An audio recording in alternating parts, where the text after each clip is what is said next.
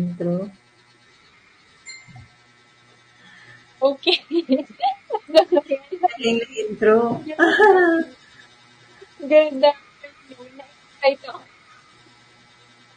Medyo choppy ka, girl. Ayan. Sorry. Ayan. Okay na ba? Oh, Good afternoon.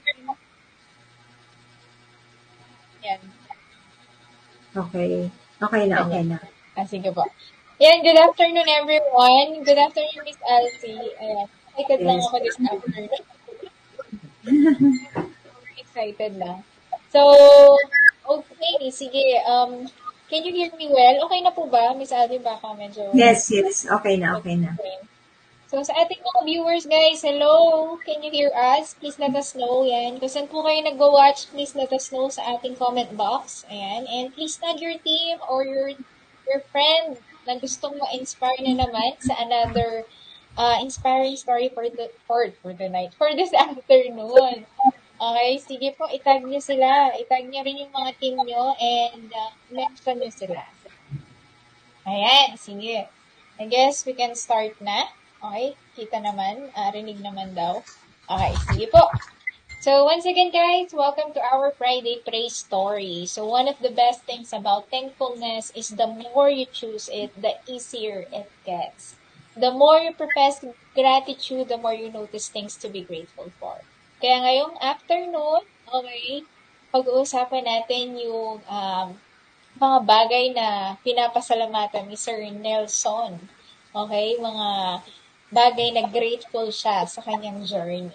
So, bago natin i-introduce ang ating guest for this afternoon. By the way, my name is Sherry, and kasama ko po si Miss Alfie. We are so excited to introduce our guest for this afternoon. If you're watching this on live, please comment #TeamLive, and if you're watching this on a replay, please use hashtag TeamReplay. So, okay, sige, wag na nating patagalin. Let's introduce our guest for this afternoon. Today's guest is a certified public accountant and a graduate of Bachelor of Law. Ayan, law, guys. He worked in the corporate for 33 years. In 2019, he opted for early retirement. And by then, he started his journey as a freelance accountant, catering to 6 local clients. In his freelancing, he owns his time and the freedom to be where he wants, especially with his family and community service. So let's learn more about his inspiring journey in today's episode of Friday Praise Story. Let's all welcome Mr. Nelson Pagigiran. Ayan! Ang ating poging-poging si Sir Nelson. Hi, Sir Nelson. Good afternoon. Good afternoon, everyone. Usually, yun yung tawag mo dito. My surname is really tongue twisting. Oo nga po. Paano i-pronounce? Pagirigan. Pagirigan. Okay. Yun po. Sir Nelson na lang. Thank kayo, Sir Nelson, para shout out natin. Are you under Team Action Takers, Go Givers? Team Connoisseur. Connoisseur! Wow! Okay. Bookkeeping connoisseur pala si Sir Nelson. Sige. TL Kim. Yes. Ayan, TL Kim. Okay. Mga under kay TL Kim, hello. Ayan na sila. Team Live. Andiyan na po sila sa ating comment box. Ayan. So, sige. Huwag na nating patagalin. Miss Alfie, siguro interviewin muna natin siya ng konti about sa kanya. Okay. So, si Sir Nelson, how young are you? Sabi nila, age is only a matter of mind. Yes. Yan. I think, mga 20. I'm going 59. Ay, naman po halata. Wow. Yes, kasi sa smiling face kasi sa Sir Nelson Ayan. Kaya, so next year po pala, nasa club na po kayo na discount, na may mga discount na po ma-receive. So, praise God, no? Okay, sige po. Taga saan po taga, si ano? yes. Yeah, yun. Taga saan po kayo, Sir Nelson? Okay, ang province ko actually is Cagayan Valley from the north. No? Napadpad lang sa Maynila. So I was able to establish my residence dito sa Binyan, Laguna. But my office is located in Quezon City. So ang haba na. Layo, no? Quezon City, Laguna. Okay. Yep. So, yeah. So, dahil marami nang gustong malaman po, yung backstory niyo po, Sir Nelson, bago po kayo nag-proceed sa freelancing. Can you share about it? Okay. So, tawag mo dito, nag-umpisa ako sa ang career ko 33 years ago with San Miguel Corporation. No? Yun yung time na, I do not know kung pinanganak na kayo noon, yung EDSA Revolution, just after the EDSA Revolution. And after February, so March in 1986, I was able to get a job with San Miguel Corporation. So I stayed there for 10 years, no, handling at least accounting works as a business analyst, cost accountant, and a management accountant. So dito, yung first job mo dati is a struggle. Struggle in the sense na hindi pa tayo ganun ka-techy before. So wala pa yung mga computers and everything, systems na ginagamit natin sa ngayon.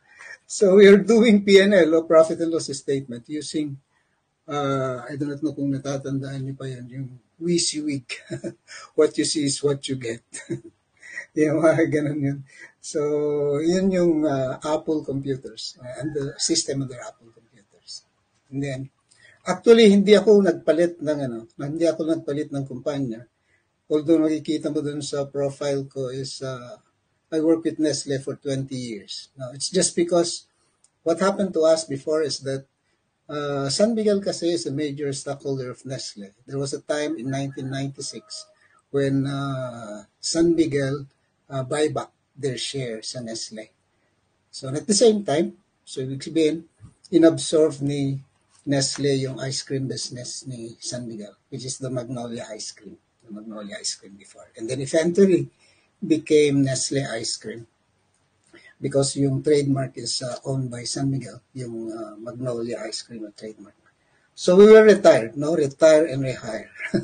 So we start again our employment with Nestle. So there in Nestle, I spent my 20 years there. So accounting works and as a controller, yung latest na ano ko before, a sales controller, and then management controller also. Dumaan din ako doon sa costing, no? As a costing executive. Yun yung medyo matagal ako doon sa costing executive because Nestle, as you know, is a manufacturing company, food manufacturing company. So, ang dami nilang mga factory. So, na-assign kami to handle a factory.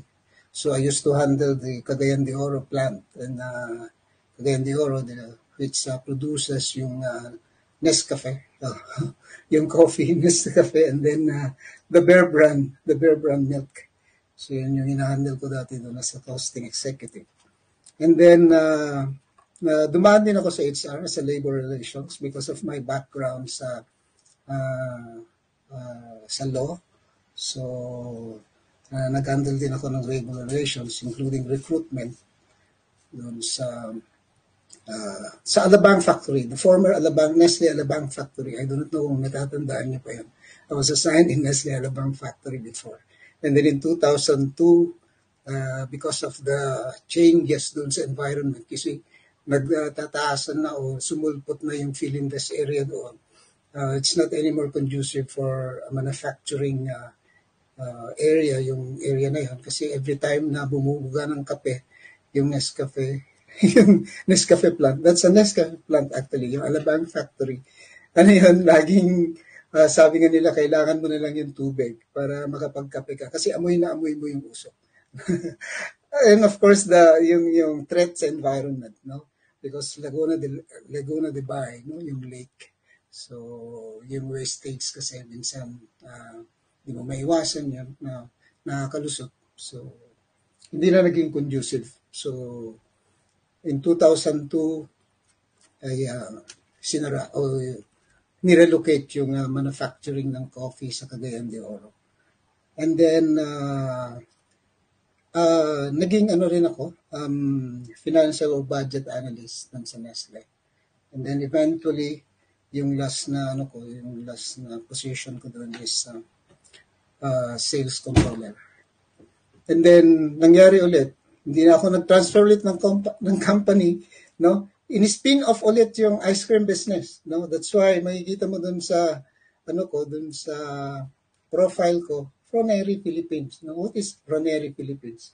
Actually, Froneri Philippines is the one manufacturing yung Nestle ice cream, no? Froneri Philippines came out because of the yung partnership of Nestle with European company, no? R&R company. That's why come out sila ng Froneri Philippines na kumpanya. So makikita mo hindi ako lumilipat pero iba-iba yung kumpanya na pangalan na pinapasukan ko. And nalipat kami, actually na-relocate yung from the Aurora plant sa Quezon City. Hindi na rin naging conducive yung area for manufacturing ng ice cream. So nalipat din yung ice cream business ng Nestle sa Pulilan factory. So medyo malayo. So it's a struggle for us, no? Struggle for us na pupunta doon. Ang layo-layo. I came from Binyan and then you travel along to Pulilan. So when the company offered an early retirement in 2019, so sabi ko, it's about time siguro. It's about time na mag-early retirement na ako. And then, since yun naman yung plan ko before, is that I want to continue my, para bang kumbaga yung nalalaman ko sa accounting by establishing yung Narupa Accounting Services. So, nandun na sa back of my mind yung plan na yun. So, medyo na yun.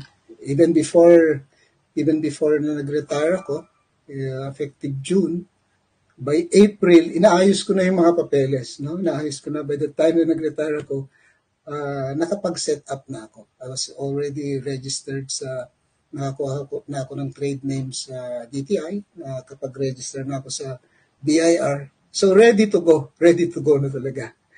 And then, yes, I started smoothly yung journey. Pero ang challenges ko noon is, saan ako kukuha ng kliyente? Saan ako kukuha ng kliyente? So I reached out for friends. Kasi may mga friends din ako into the accounting services business. Actually, noon pa nila ako challenge. Sabi nila, go, sabi nila, and then we will help you.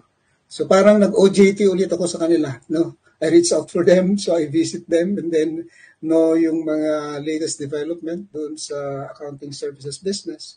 So I have to study again, no? Learn everything, especially now that pagka dito ka kasi sa Pilipinas, if you're an accountant, if you're a CPA, what is expected of you is that alam mo lahat. No? So alam mo lahat.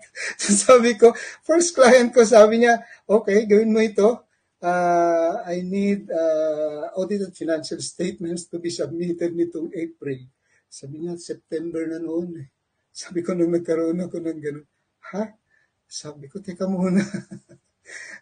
Paano ko gagawin to? So I have to learn everything. Hindi ko siya matanggihan because it's the wife of my friend. So sabi niya, meron akong konting business dito sa Philinvest area sa Alabang. Sabi niya, you have to handle that. And came out, it's a corporation kasi. So I came out with audited financial statement to be submitted. Sabi niya, ang issue dito is that wala pang na-establish na bookkeeping. So sabi ko, paano ito? Wala pang na-file na mga taxes and everything. So you have to redo everything. No? Since bago pa lang ako noon, sabi ko, paano lahat ito? So I have to parang discover paano nga ba yung mga pag-submission sa BIR. So I have to download the EBIR forms. I have to learn the different para bang kumbaga forms na kailangan mong i-submit. So, you have to learn. So, I get myself busy, no? So, para bang learning and executing at the same time in order to Parang kumbaga satisfy yung client. And ang next hurdle ko noon is that sabi ko, kahit CPA pala ako, hindi ako pwedeng pumirma dito. So you have to get accreditation from the Board of Accountancy. Sabi ko, and then I tried to apply. Sabi nila, you need 200 units para, sabi ko, how to earn. And then, so tinuruan nila ako how to earn units. Sabi niya, in one day, sabi ko, ang na-earn ko lang yung units, at least, nakaka-earn ka lang ng 2 units. Sabi ko, how in the world this work can I complete this 200 units para lang makita ng ano. So, naging ano na naman ako. Sabi ko, ganito lang naman yan connection. So, I reached out again for my friends. Sabi ko, nagpipirma ka ba ng ano? Audited financial statements? Meron ka na bang Board of Accountants accreditation or BIR accreditation or SEC or whatever? Meron. Sabi nila, go. Sabi ko, sige. So, tanggap ang trabaho. Sabi ko, I'll just pay you a minimum amount. Sabi ko sa kanya, akin yung mas malaki din dahil ako ang gagawa. So, everything else, yung para bang kumbaga, expected sa'yo is alam mo lahat. No? Different kasi na corporate world. In a corporate world, para bang kumbaga may expertise ka doon.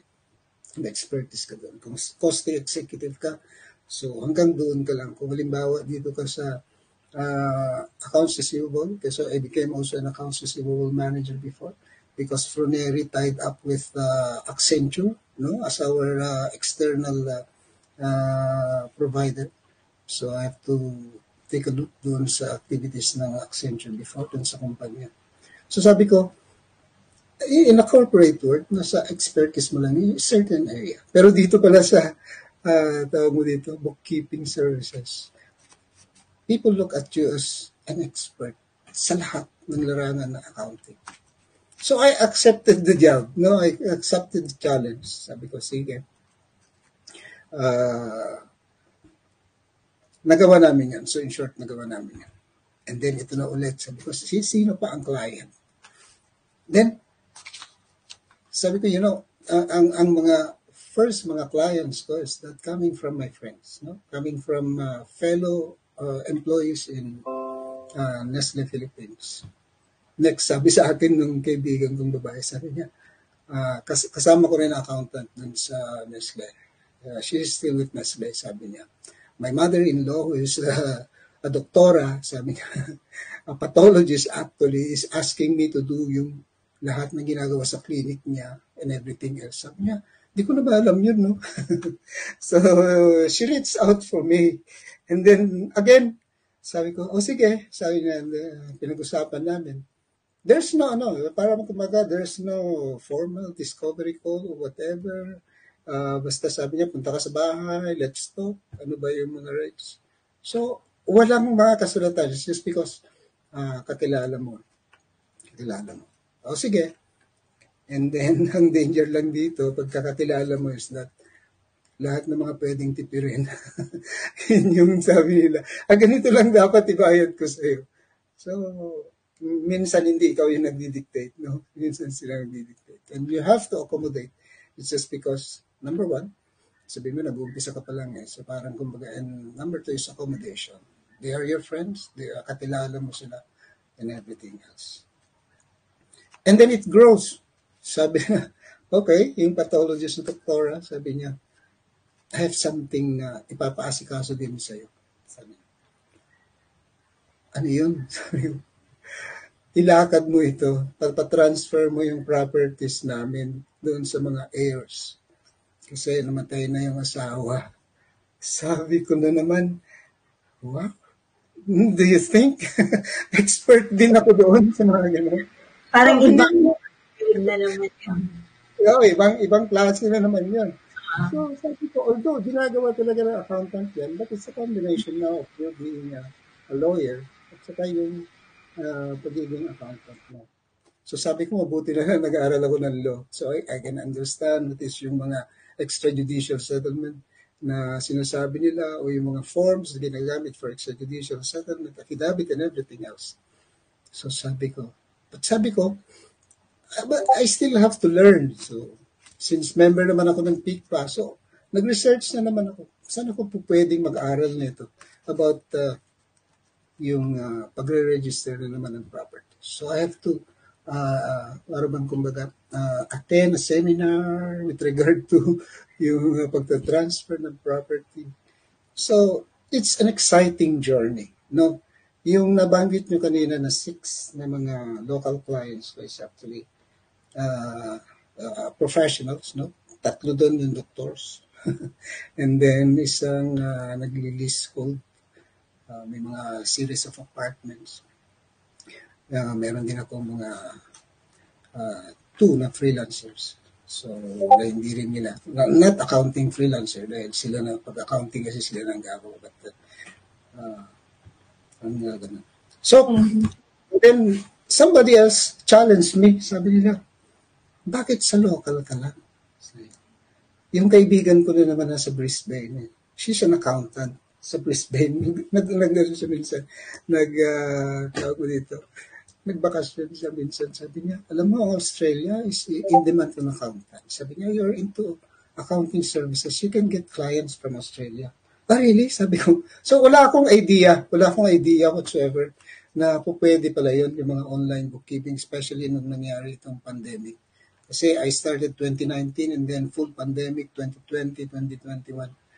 Sabi ko, and then I searched for, something na makakatulong sa akin. So para bang kumbaga to help me grow in my accounting practice, to have trainings and networking opportunities. And that's it. God gave me TBSA. Thank you. Thank you, TBSA. Sobrang daming wisdom, no, Miss Alfie, dun sa experience talaga ni Sir Nelson. It's been like 59 years, no? 59 years of existence. And then working for 33 years. More than 33. Okay. Nice. Alam mo ba na isa yan sa dream ko na makapag-work sa San Miguel Corporation? Wala talaga eh. Yeah, before, sabi nga nila, pag nasa San Miguel kayo, taas mo lang yung ID mo eh. Para kumbaga, no worry, no more. Pupulutin ka daw ng kahit ma-accident ka sa daan. True enough, kasi San Miguel is a good, para bang kumbaga, benefit.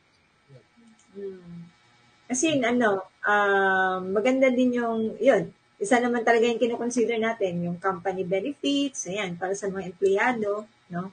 Aside sa pag narinig mo yung San Miguel Corporation, so sabi talaga na big time. Okay.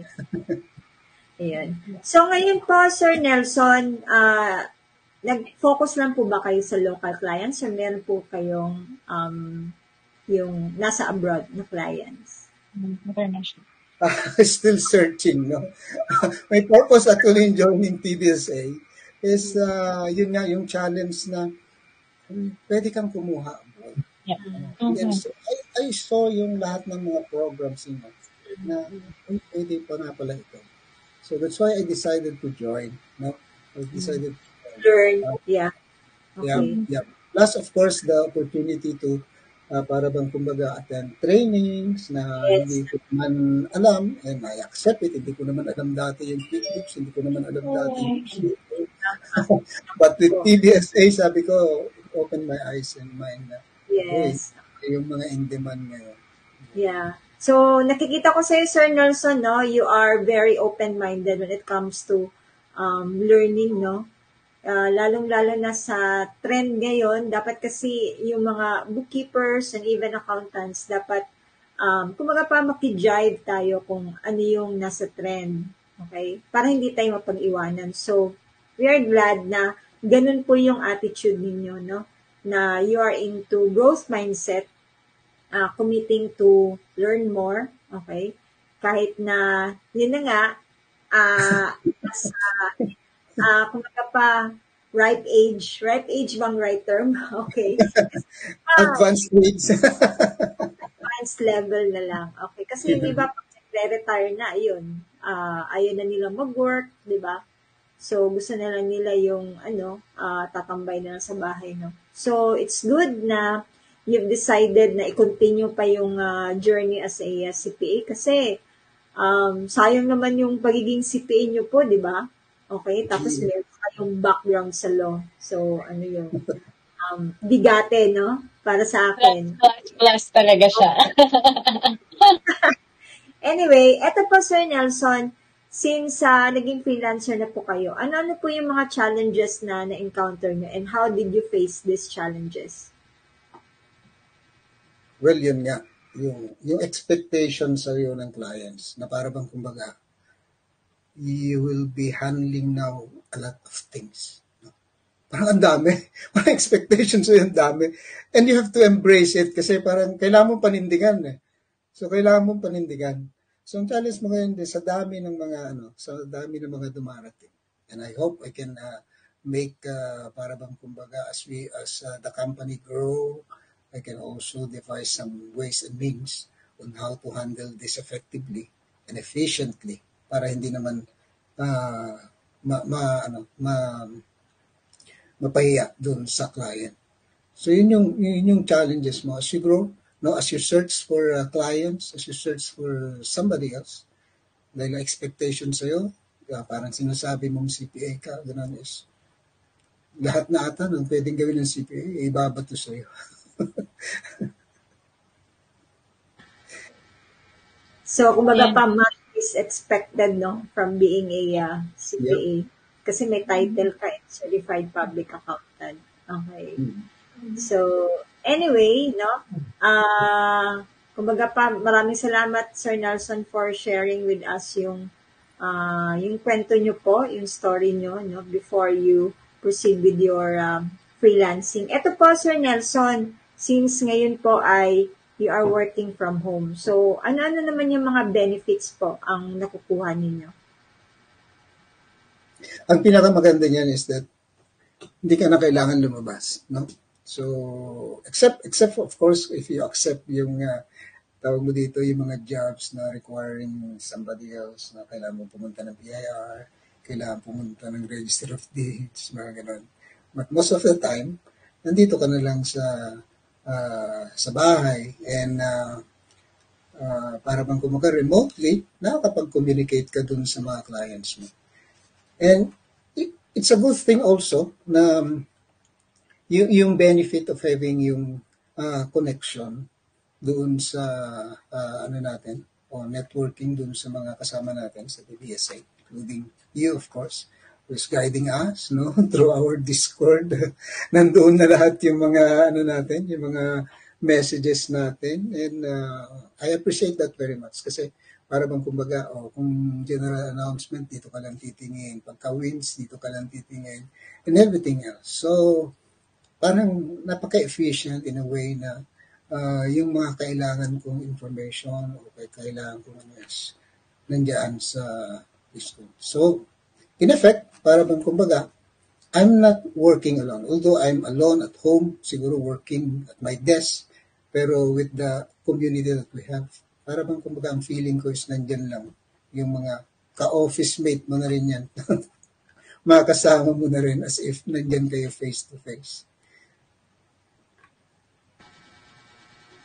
ayan, mayroon akong follow-up question doon, Miss Alfie. Kasi, di ba, sigurado, meron tayong mga viewers dito na siguro kasing idaron din ni Sir Nelson.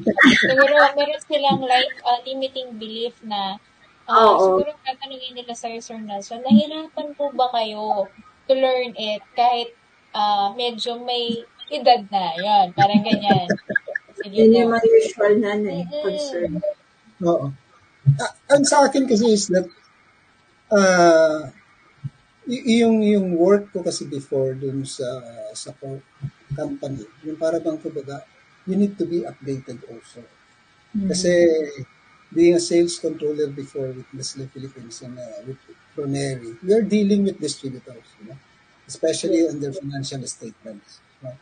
The financial statements. So you have to be updated also sa mga trends, like halimbawa, yung mga train law, kung hindi mo alam yun. So, how can you prepare a correct financial statements? Baka 30% pa rin ang tax ang ginagamit mo at 20% na pala. So, ganun. So, sa amin din, sa kumpanya is that we used to have yung mga, to learn yung mga updates and everything else. And then when I already have my own company, especially na para bang kumbaga yun nga, na-challenge ako na tawag mo dito to learn kasi yung expectation ng client mo is alam mo na lahat. So, hindi naman kasi ang sa akin kasi it's continuous learning dapat, continuous learning. Which is din yung requirements dun sa sa pagiging CPA mo. May mga CPE credits, you have to attend seminars, you have to update, so ganun. So it's a good thing na meron din mga ganun. So kahit medyo advanced stage ka na, I intend to do this na kahit na hanggat kaya mo. Kasi this is a profession na for me na walang pinipili ng mga edad. No? Yes, So, exactly. That's the word. Walang pinipiling edad. Yun nga, learning never stops, diba? Nasa iyo naman kasi yan eh. I mean, this is your business, you're starting something new. So sabi niyo nga po, sir, diba? Hindi ka na under corporate, you're having your own business. And then, syempre, na-mention about trend.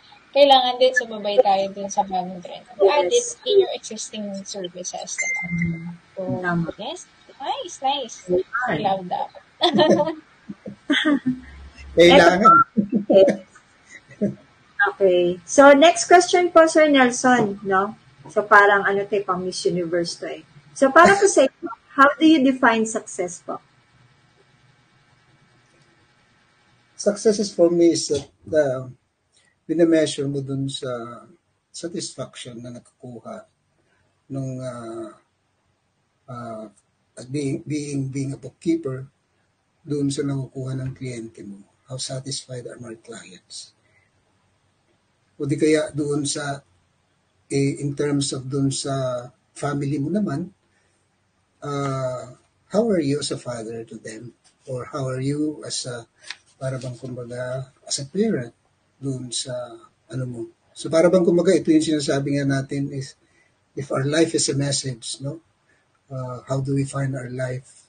It's a message to the world. How do we find our life? Is it a good message or an ugly message? So for me, is that you live your life to the fullest na sasabihin mo, my life is a good message to everyone. Na which brings joy, brings love, brings peace, and brings hope. Yung para bang nakikita sa'yo yung pag-asa.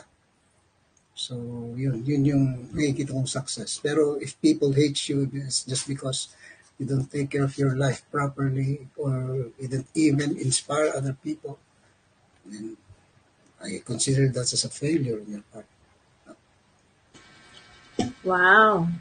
Okay. No. Sabi dito sa comment, Miss Alfie, Tito Nelson. Tito Nelson ng lahat. Ayan, no? Tito Nelson ng lahat, ha? Bago yes. Yeah, our group called me Tito Nelson. Sabi ko, huwag ng Tito na lang. You could be my son, you could be my daughter, you could be my friend. Yes, the best tito namin. Sabi nga ni Evangeline, no? Meron pa daw ba free consultation si Sir? Yes. That's part of our journey sa bookkeeping, Yes. Every time na may reach out sa atin, kasi yun naman yung natin, yun naman yung first natin, give me dun sa pag-reach out natin. Call us for free consultation. Then people will message you, no? Tapos hindi na lang yung 30 minutes consultation. Biglang lahat na lang tinanong. Sabi niya, alam na niya kung anong gagawin niya, hindi ka na niya kukunin. Sabi ko, at least I helped you. Ayun. Yes. So, at magagandang comment dito, no? Para yes, kay Nelson. Ayan. So, proud of you daw po. Ayan, Sir. Ayan. Tito Nelson. Sabi ni Gina. Ayan. We are super thankful daw po. Ayan. Thank you. Sabi ni, dito, Miss Shai. Tito namin yan. Ayun. Tito na talaga. Babansagan ka na talagang, Tito Nelson. Tito Nelson, spread your love and kindness. Sabi nga ni Miss Gina ulit. Ayun sila. So, support ko talaga. And iba, di ba, yung laman ng mga words ni Tito Nelson, may malaman po talaga. Yes, words of wisdom. Yes. Exactly. Okay. Ayun. Sir Nelson, next question po. Para po sa iyo, what makes a good support group? Well, I am proud to belong dun sa grupo namin. Ito yung Team Connoisseurs, and then meron din kaming pinangalan doon na sa small group namin through SGLG na. So, ang nakikita namin is that there should be no boundaries, no, among group members.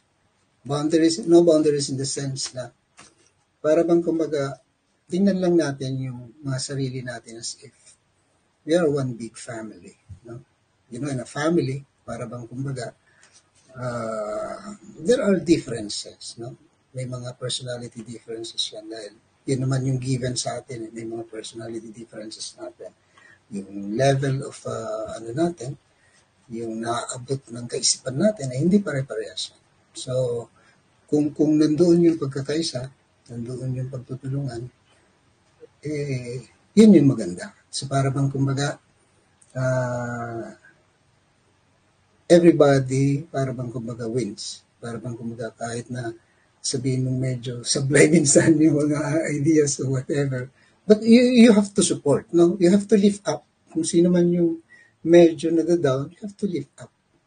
Kasi doon sa mga group discussions namin with our small groups, I found out na may mga sabihin nga natin, although this is a bookkeeper academy, hindi rin lahat ay mga bookkeepers, accountant by profession, or di kaya yung accounting yung natapos nila. So, yun nga rin yung nagtulak sa akin na sabi ko, before Team Dakila ako, ngayon Team Connoisseur, sabi ko, I have to continue. Why? Kasi parang ito na yung para bang kumbaga, yung service mo eh. I found out na, ang babata and everything else, so siguro I can share a little bit, no? Kasi ako naman yung medyo marami ng pinagdaanan. So, even to the extent na when I'm asked to present something about business registration, so sabi ko, good. Sabi ko, then I can share with you my knowledge about business registration in the Philippines. So, yun yung maganda doon. Yung para bang just open up, anong need mo, and then everyone else will do their own. Just like, napakagaling yung namin kagabi, discussion namin kagabi dun sa AC namin. Because one of our teammates, no, nakakuha siya ng job. Then, gulong-gulo siya about yung laman ng QuickBooks ng client. So, then she started to parang share something, parang gagawin ko dito, yung chart of accounts, ganito, ano yung mga accruals niya, ganito. Then, everyone else contribute, no? Paisa-isa, nagbibigay ng mga inputs. So, I like that kind of attitude. Yung parang kumbaga, be open, and then, para matulungan ka. Huwag kang yung susuluhin mo lahat. Hindi ka matutulungan kung gano'n. So, yan. Yun, true. Tama. So, dahil dyan, Miss Albi, pwede natin siyang gawing, pwede kang Tito Nelson, sa buong TBSA, syempre parang hindi lang sa mo. Yan, pwede natin pwede siyang mag-share within TBSA din, diba, Sir Nelson? Kasi baka yung other teams, parang pagkilala nila si Tito Nelson. Sure, bakit hindi?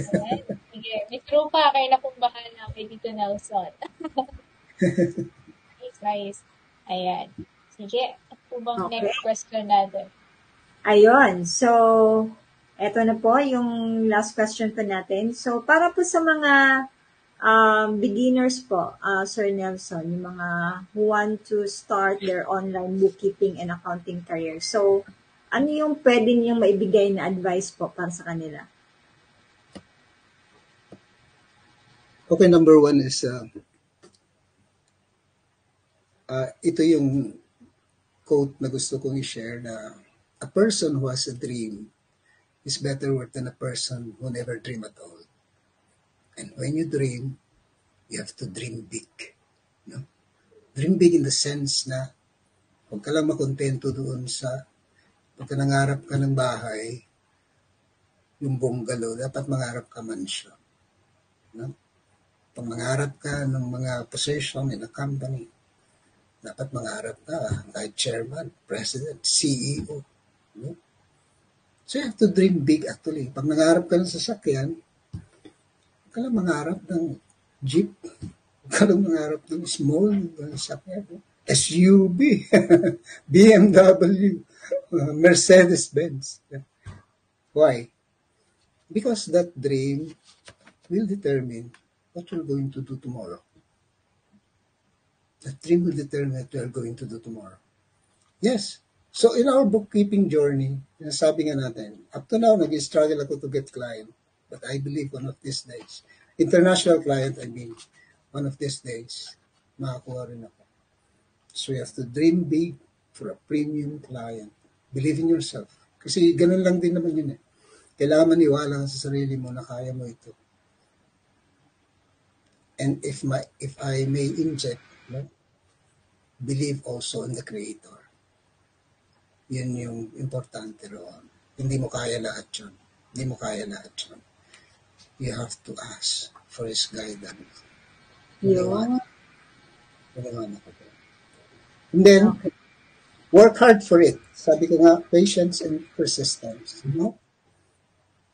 Life is very rough yan eh. So, maaaring, sabi nga, parang gulong. Sinasabi yun, isa sa baba ka, isa sa taas ka. You just have to roll over. No, move. If somebody reject you, move to the other. No? Dami yan. So, huwag mo sasabihin na, ay, nagpasa ako ng 10. Wala man lang sumagot. Then, you're frustrated. No, you have to move on. Ganyan. So, move on and move on. No? So, yun lang. So, sabi nga natin, yung ating persistence at sa ating patience ay magbubunga din yan balang araw. So, kung halimbawa nahihirapan ka man sa ngayon, think about it as a challenge for you. Hindi yan ibibigay sa'yo kung hindi mo kakayanin. Kakayanin mo yan. And then, doon tayo kasi tumatatag eh. Halimbawa, kinukurot tayo minsan. Kinukurot tayo, china-challenge tayo. Doon tayo gumagaling. At doon tayo talaga magaling, no? In a situation wherein wala na tayong matakbuhan, wala nang ano, doon lalabas yung creativity natin, doon lumalabas yung kagalingan natin. Then number 2, if you have to dream big, always be humble. Huwag kang magpagmataas. Para man narating mo. Sasabihin ko sana, 33 years na ako dyan sa corporate. Alam ko na yun. Pero no, hindi ko pa alam lahat yan. No. Stay humble. Yung nandun sa'yo, you just keep and share. Then, dadagdagan mo lang doon. Kasi kung medyo matisod ka rin, baka malalim ang dagok sa'yo. So, stay humble. No. Stay humble lang doon. So, then number 3, share. No? Dream, humble, and then share. Whatever you receive, whatever you get, no? I appreciate very much TBSA for this. No, ang dami yung mga free seminars and everything else. Is your way of helping us. So mag-enroll ulit ako dun sa mga free seminars. Then share yung knowledge, and then if given the opportunity also to para bang kumbaga to use you as for a free seminar, then go on, no? For as long as makaka-benefit doon sa nakakarami. So yun yung maganda. And then later on makikita mo the world will become a better place for us. Kasi everybody else maging masaya na, wala na yung nagbumukmuk, wala na yung hindi ko kaya, ang hirap ng buhay. So through TBSA and through this venue, siguro ito yung magandang pwedeng mangyari. And I intend to stay siguro. Di ba forever dito? May forever ba dito? Thank you. Pero, forever pa rin. Okay. So, yan, no? Isa din yun sa maganda na sign, no? Yun bang asking help from others. That is also a sign of being humble na you're just a human. You have some limitations. So, it's not wrong to ask help from others. Kasi yung iba parang Parang, kumbaga pa, hindi nila kayang humingi ng tulong sa iba, yung mga ganun. Kasi, yun nga, parang nahihiya sila. Okay, baka ano sabihin nila, yung mga ganun, no? So, ayun po, yung nakatatak sa amin po, Sir Nelson, is being humble kung ano man yung mga success, kung ano man yung mga narating, okay? And, isa na doon, yung growth mindset. Having that growth mindset, kasi importante po yun, na hindi lang tayo na hanggang dito na lang tayo, okay? Syempre, as a bookkeeper and accountant, dapat sumabay tayo, no? Kung ano yung nasa trend, kung ano pa yung mga additional learnings, para hindi tayo mapag-iwanan. Okay. Ayan. Yan. Talagang mapapa-thank you Lord ka na lang dun sa message ni Tito Nelson. Sobrang nakaka-bless po talaga. Yun, dream, humble, and share. Yun nga, diba? Ang sarap, no, Miss Alfie? Very comforting yung message. Talagang puno siya ng wisdom. As in. And grabe. Thank you. Thank you so much po, Sir Nelson, for giving us your precious time and to use this platform to share your journey and to inspire all the audience, ayan, mga viewers natin offline at saka online. So, salamat po sa buhay niyo, Tito Nelson. Thank Tito you. Nelson. Ayan. Ayan. So, Ayun. let's read this verse. May additional pa po ba tayo, Miss Alfie? Wala na. Wala na po. Okay po. Yan. So, ito po, I'll just read this verse in Psalm 9:1. I will give thanks to you, Lord, with all my heart. I will tell all of your wonderful deeds. At City right now, lahat po tayo talagang nakikirejoice sa lahat po ng narinig natin this afternoon kay Tito Nelson. Tunay po na napakabuti po ng Panginoon sa buhay niya. Ang dami po niyang pinagdaanan, pero by the grace of God, nakayanan niya yon at hanggang ngayon, ginagamit siya bilang pagpapala.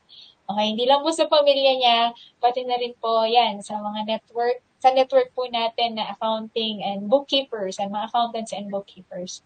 Kaya salamat po, Tito Nelson, sa Thank you buhay too. niyo. We praise God for your life. Ayan. Yes. So, let me just add din po, ayan, since about patience and persistence po yung ating title ngayong afternoon.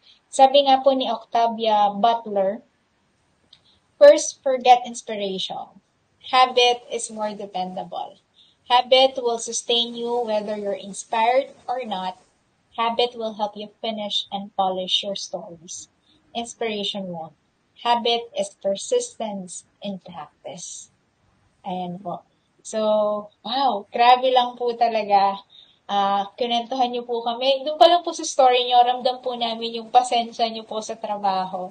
Pasensya niyo po sa mga tao. And kaya po ngayon talagang wala lang akong masabi. Talagang pagpapala po yung buhay niyo. Kaya hindi na ako magtataka. Bakit may mga blessings na dumarating na sa inyo at patuloy na darating pa po sa inyo. And na-inspire ko dun sa sinabi mo, sir. Sabi mo, I know time will come, magkakaroon din ako ng international flight. Yeah. Ako, naniniwala ako doon. Okay? Di ba, Very Miss Alfie? Yes. Possible, sobra, 101%. Lalo na sabi mo nga, meron na nag-offer sa'yo about why don't you offer it international, diba? So, that's a sign. And ang sarap lang na marinig na even if, yan, ako, sobra pong laki po talaga na age gap nyo sa akin. Sobra po akong natutuwa kasi you're still hunger for learning. Kaya po, na-inspired din po ako sa inyo, Tito Nelson. So, sabi, anything to add po? Bago po tayo matapos. Okay. So, ayun. So, it's Friday again. Kumbaga pa, maraming salamat po, Sir Nelson, for sharing your inspiring story. So, ang nakatatak lagi dun sa amin is have that growth mindset. Kumbaga pa, learning is a continuous process. Hindi dahil nakapag-graduate na tayo or CPA na tayo or umabot na tayo sa 50 years old or 50 years old, yung senior na, ganun. So, kumbaga pa, let's make it a habit kasi it will stimulate, no, yung brain natin, yung mind natin, tapos makapag-add din minsan yan siya sa creativity. And at the same time, parang worthwhile or meaningful life mo pag meron kang additional learnings. Kasi kahit siguro kung sino yung kausap mo, ayun, meron ka may share, no? So, maganda. And most of all, ang natutunan ko lang doon is yung humility. Ayan, so importante yan. So, do not be afraid to ask help from others, no?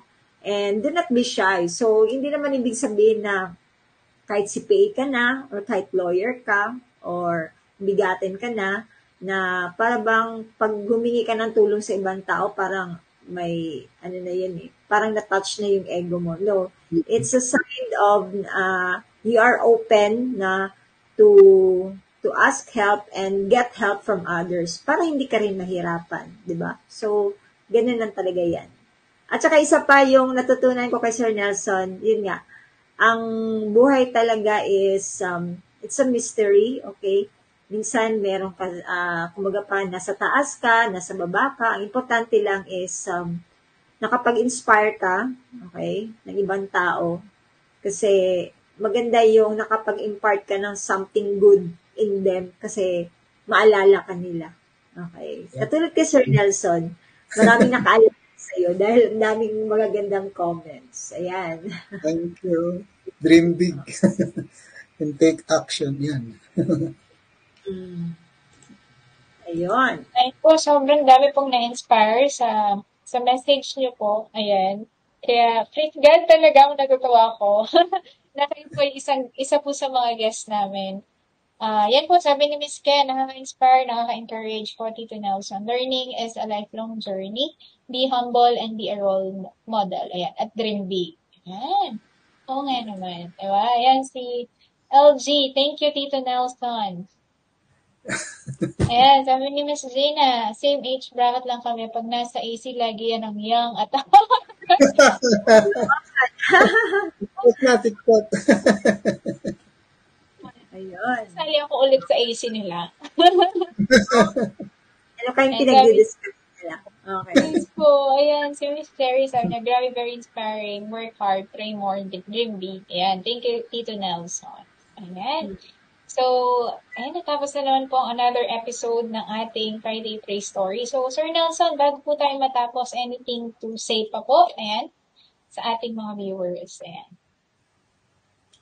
Stay connected. No, yung sabi nga natin, stay connected. No, we learned that we'll be having a break sa AC, but we encourage everyone to stay connected. Doesn't mean na pag nag-break tayo sa AC is a break na rin tayo sa gawain natin. So in that sense, no, para bang ma-maintain natin yung connectivity with each other. Malaking bagay yung even in our family, no. Even in the pandemic, stay connected with your loved ones, stay connected with everyone. No, you may not know. No, a simple hi, hello will mean a lot to everyone. No, that means a lot to them. Kahit na ganun lang. And if you see someone, sabi nga nila, without a smile, no, share yours. Baka ikaw pa makapag-smile sa kanila. Exactly. Napasmile niyo po kami ni Miss Ivy dito. At naniniwala ko, lahat ng manonood pa ng replay, mapapasmile ko sa message na ito. So, Tito Nelson, ayan. Stay connected. Yes, we'll be having our breaks for the ACs. But, yun nga, yung break na yan, kailangan din po nating lahat yan. Break for us to think, to reflect, to recharge, okay? And then after that, babalik po tayo ulit to work again, okay? To empower each other once again. So, ayan, break lang guys ha. Baka vacation talaga yung gawin nyo. 1 month break lang po tayo for the AC and then we'll go back again by November. Tuloy-tuloy tayo, lalaban tayo kasi may goal tayo, right? May goal tayo to get that first ever client. So, tuloy-tuloy lang. Okay, so that's it. So let's enjoy our weekend. Ayan na, weekend na. Ayan. So, Tito Nelson, ayan, enjoy na rin po ang iyong weekend. And thank you so much for your time. Thank you, Miss Alfie. And see you guys. By the way, I have an announcement. We have our upcoming webinar. So we have Mastermind webinar. So 7 days po yan. So that will start on Monday. So kita-kits po tayo. And dalhin niyo po yung buong team. Ayan. kung gusto niyo po matuto pa. Ayan. So, thank you so much again. Thank you, Miss Alfie, and thank you, Thank you, Sir Michelle. Nelson. Thank you, Sir Nelson. Thank you, everyone. Happy Thank you, Friday. everyone. Thank you.